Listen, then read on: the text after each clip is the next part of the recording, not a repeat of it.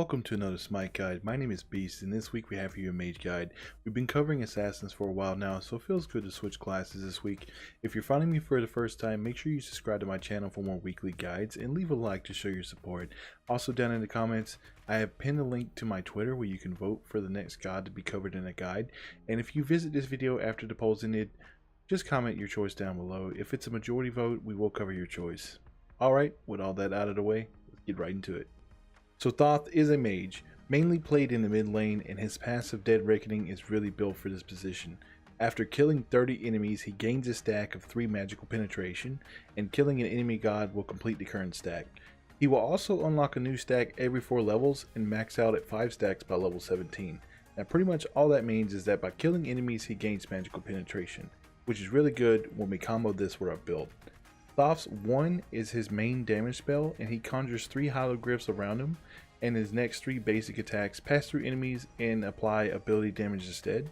I'm going to come back to his second ability and talk about his third for a second here.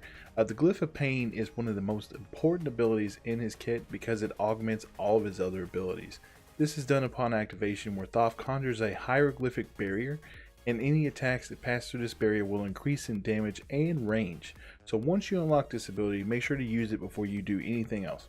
Now going back to his second ability, Thoth's dash is called Evade and Punish, and this move works pretty much as the name states, as he dashes in the direction that he's traveling, and after dashing he's able to fire off a magic projectile, and enemy gods hit by this attack are stunned and take ability damage. Thoth's ult, Final Judgment, is like a Kamehameha wave from Dragon Ball Z, in that this attack deals more damage the more charge time it has. And pair this with the Glyph of Pain, and this ability is outright capable of one-shotting enemies early game. I would say late game as well, but they actually recently nerfed this ability by 20%. For the build, we start off with Mage's Blessing, Uncommon Staff, 2 health pots, and a mana pot. Now you don't want to finish the staff quite yet, you want to build into boots first. Shoes of the Magi is the best pick for Thoth because of the extra magical penetration, and this pairs really well with his passive ability. Once the shoes are finished though, you do want to finish the staff by going into Warlock Staff, and go ahead and work on your sack. Now if you don't care about the extra health or mana and you want to stack more into magical power, then Book of Thoth can be a good pick as well. Next on our list is more Mage Pen, and Spear of Desolation gives us that, and a passive that offers cooldown reduction, which makes this item a great pick for burst mages. The fourth item is Soul Reaver, and this item is great for power spiking. It also helps you battle more tanky adversaries with the passive ability, and pairing this with the next item, Soul Gem, allows burst mages like Thoth to become a monster mid laner and dish out tons of damage. Lastly, we sell the starter item for Cronus' Pendant because the cooldown reduction here is the cherry on top and helps make Thoth a monster, especially late game. Now let's jump into the last segment of our guide, Strengths and Weaknesses. Here we like to talk about what makes the god good and also show you what makes the god bad.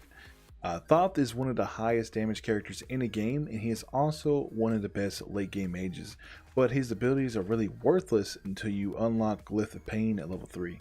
He has a bad early game, but he has a devastating poke. One good ult can win a game even with the 20% nerf, especially early game.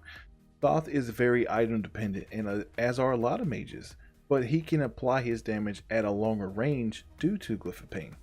If enemies are able to keep up with him as he evades or use CC on him, he's toast.